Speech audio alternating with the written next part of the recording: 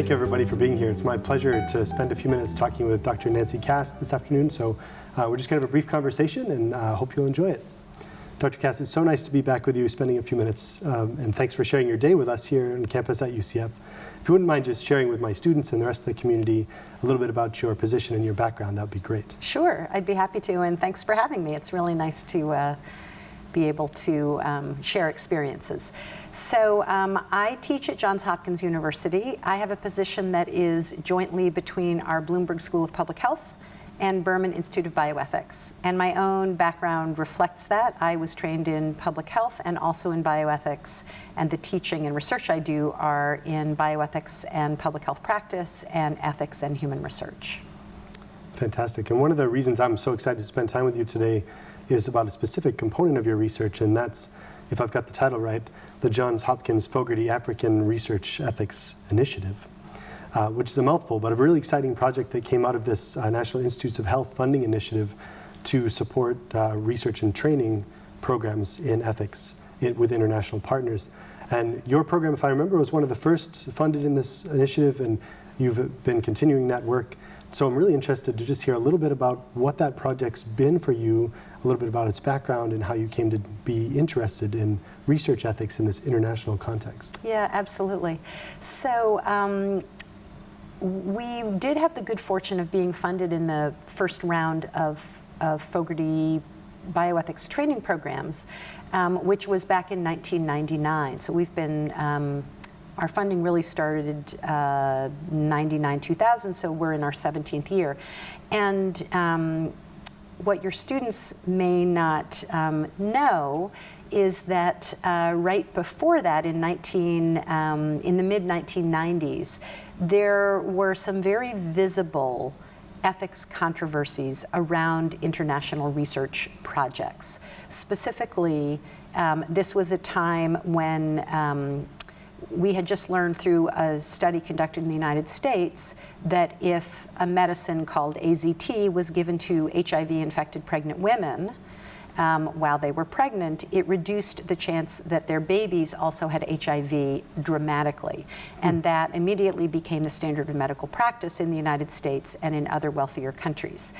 In Africa and other low-income countries, there was it was unlikely that that was going to become standard of practice, not only because it was expensive, but because the regimen that had been proven effective in the United States also required intravenous strips during labor and delivery, and giving the pregnant woman some medicine for the last 6 months of her pregnancy, which assumed she was in prenatal care for a lot of the pregnancy. So this was both a resource and a sort of infrastructure problem. It's exactly right. It's exactly right. And so there was a lot of question. The World Health Organization brought people together saying, okay, now we know in theory that if you give medicine to a pregnant woman, it can reduce the chance that her baby's infected, but what does that mean for Africa and Southeast Asia and South America? And their recommendation was that clinical trials be done to test this concept in a lower resource, lower intensity way. For example, giving pregnant HIV-infected women in Africa in a trial 1 month of the drug versus 6 months. Seeing what happened if women didn't get it in labor and delivery, if they had gotten it during their prenatal care, et cetera. So a lot of these trials were started, and long story short, a lot of the trials were, it was recommended that the trials be placebo-controlled to learn if the intervention really worked. But given that we were no longer using placebos in the United States because this longer, more intensive regimen was shown to be effective and women were just getting it, there were a lot of debates about whether it was ethically acceptable or unacceptable to do these trials in low-income settings using placebos. I won't say more about the debate other than to say that both international researchers and bioethics people who hadn't been part of each other's conversations very much previously in the United States started to have a lot of dialogue and a lot of consternation about what was right. International health research often takes place in low-income settings.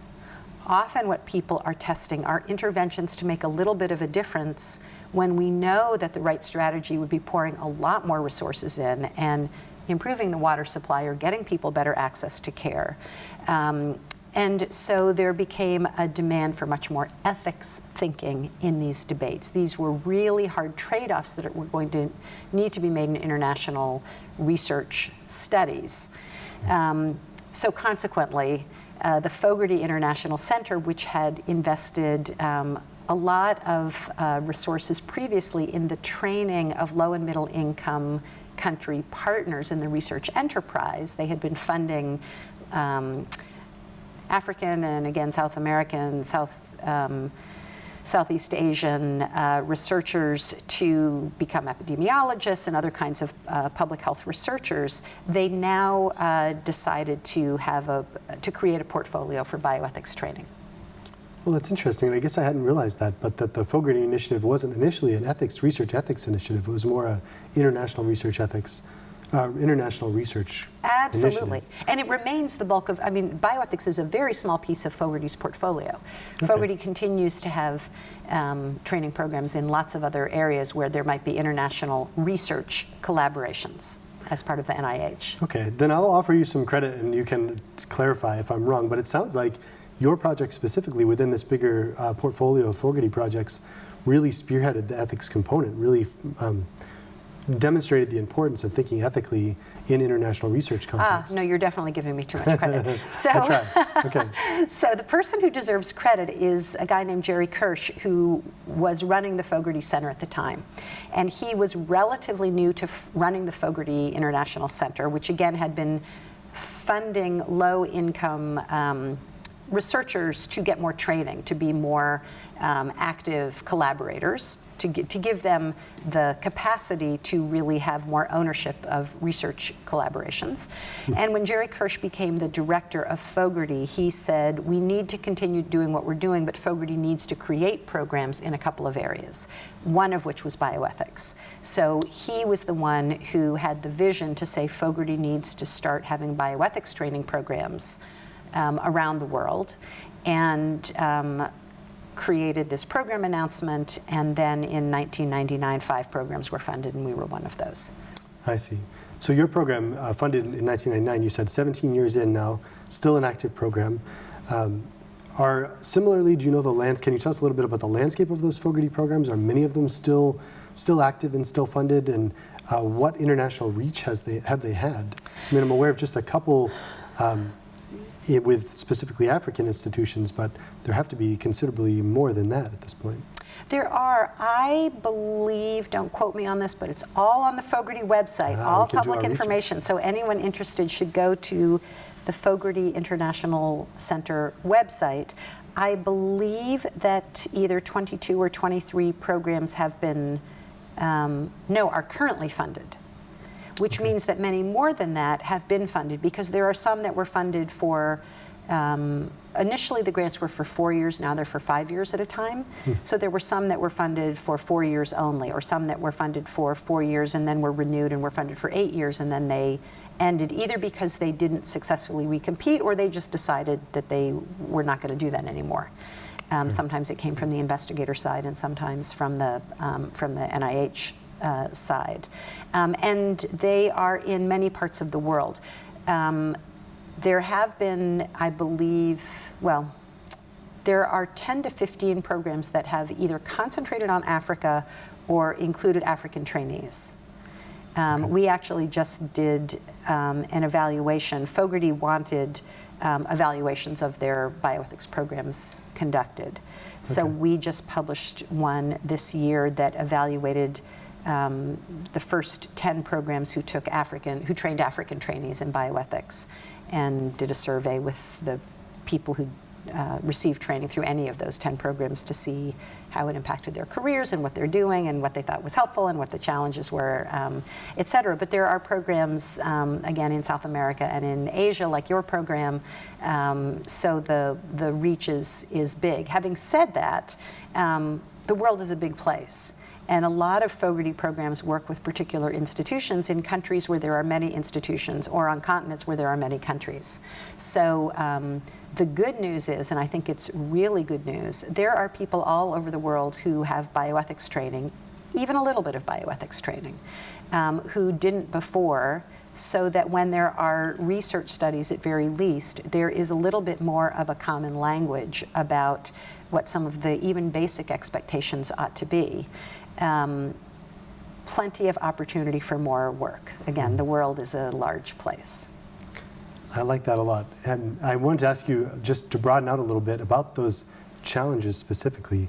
It seems like there's a risk, perhaps, of maybe the globalization of ethics.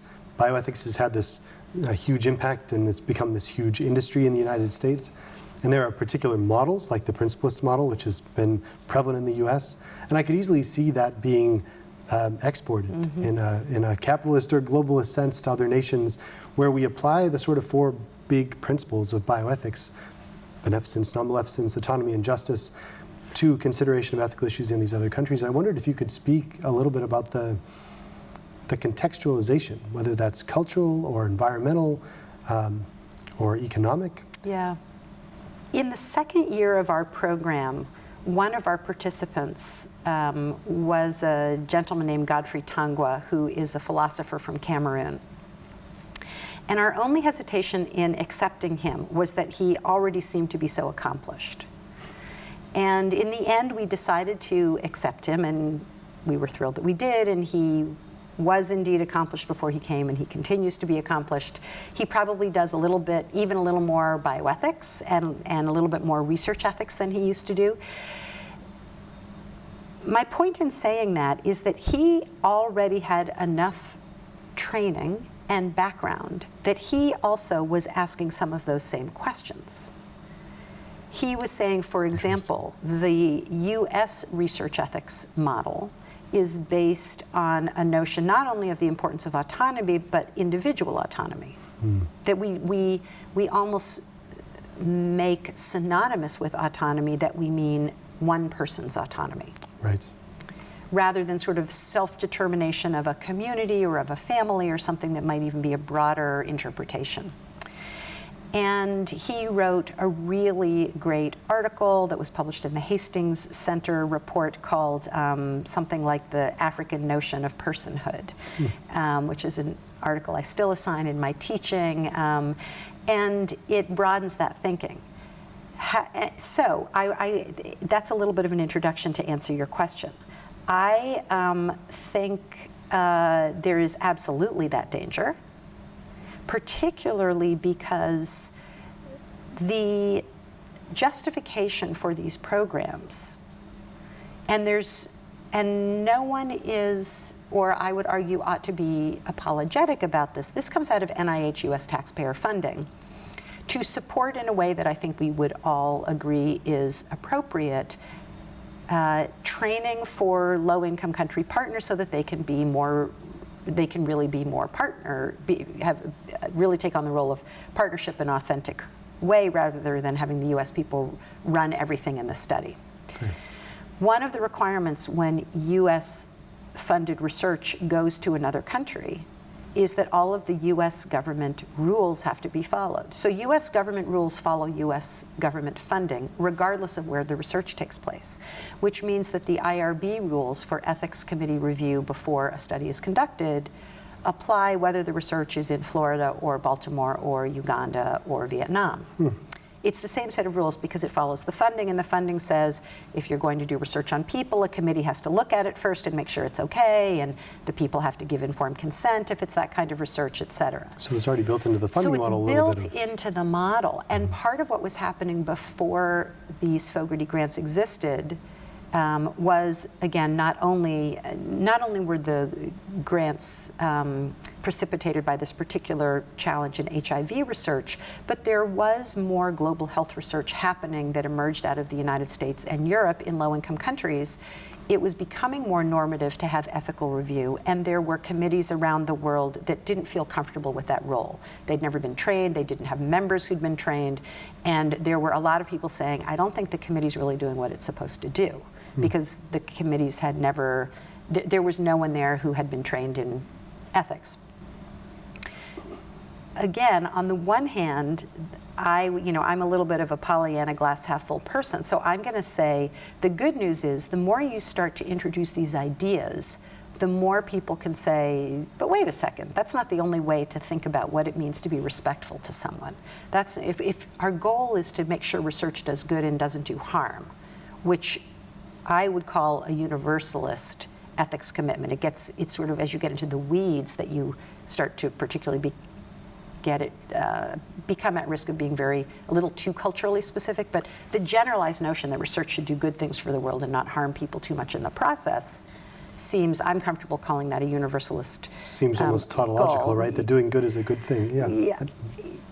Fair. Right, Yeah. So that seems to me where the more that idea gets discussed among people who increasingly feel like colleagues, people can start to say, who are you to define what is good for me? And that's where I think you can actually get to what matters ethically to different people through providing some training.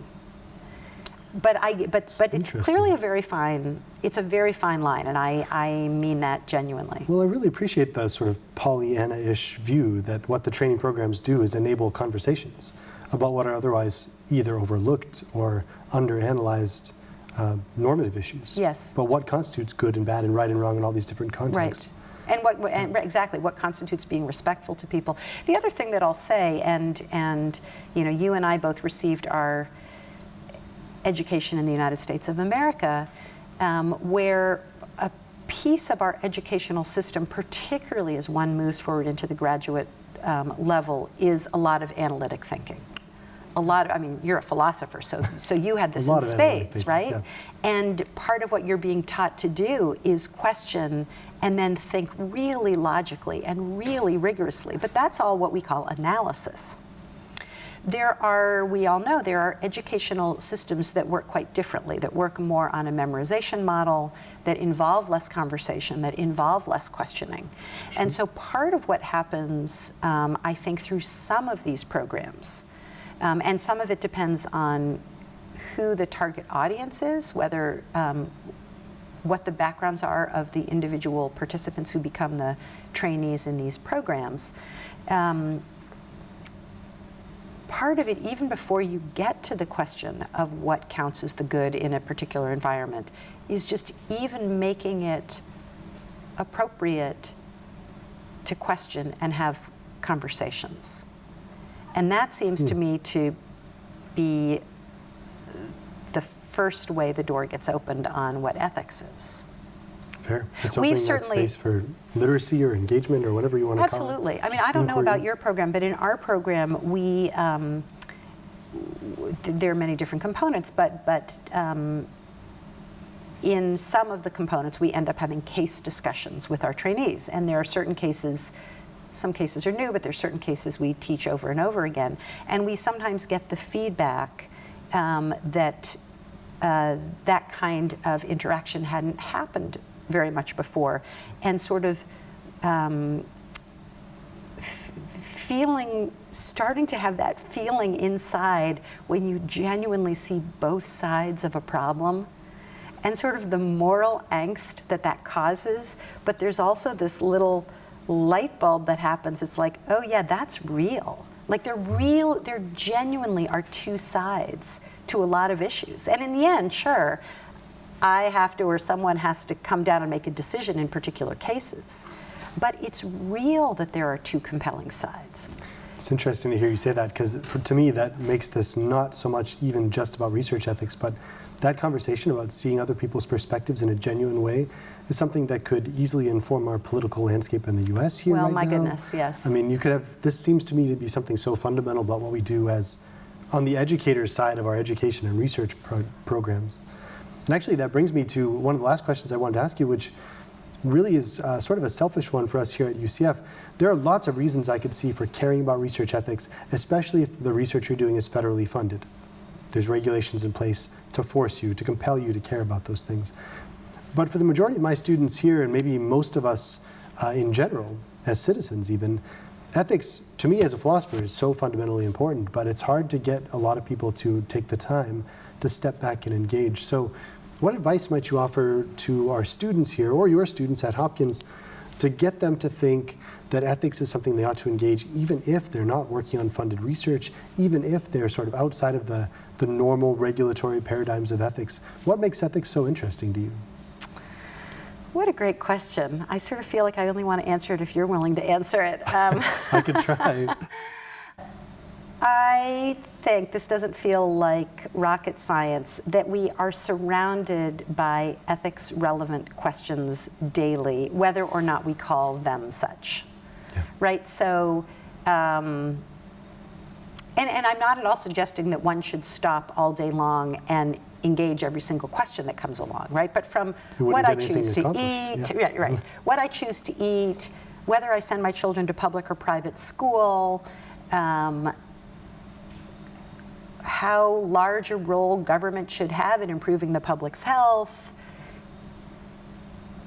when should we enter a war, what should we do about refugees, what kind of global commitments do we have? I mean, so many things that we read in the newspaper, that we talk about, the decisions we make are absolutely public policy questions, they're personal choice questions. There's also ethics to them, if ethics has to do with what does it mean to lead as good a life as I can, and what does it mean to have a society that's good, and then what does good mean?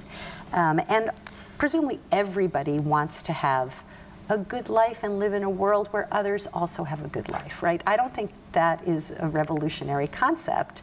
Yeah. But then it's sort of like the how, and to the extent that ethics is yet one more field, and I want to be clear to say it doesn't have the monopoly on this thinking at all, but it's one more field that has you step back, think about what's at stake, think about the different positions, certainly think about the facts that do or don't support different positions, and then put it all in the blender and figure out a little where you come out. It's like, okay, well that's probably going to be helpful in all sorts of things. Yeah, I'm deeply sympathetic to that response. I think I would have said something very similar. I see what's so interesting about ethics to me is it helps me, forces me really to break out of my little shell of normativity, my own assumptions about what matters to me, what's good and bad, how I orient my daily decisions. And by thinking about that same shell that everybody's wearing and the ways that we sort of bounce around, usually within our shells, against each other all the time, and thinking about ethics as something that cracks through that and allows us to see each other's perspectives and really genuinely engage with one another. There's something kind of beautiful about that story, and also something really meaningful. I don't see although I can see it in the political landscape sometimes and in the international landscape, but it seems to me to be not a meaningful existence if we're all just bouncing around inside our own little shells of values and perspectives. If we're not also able then to break out once in a while and engage and reevaluate and reform. So to me, ethics enables growth. It enables us to each become better people over time by figuring out what makes other people better people over time.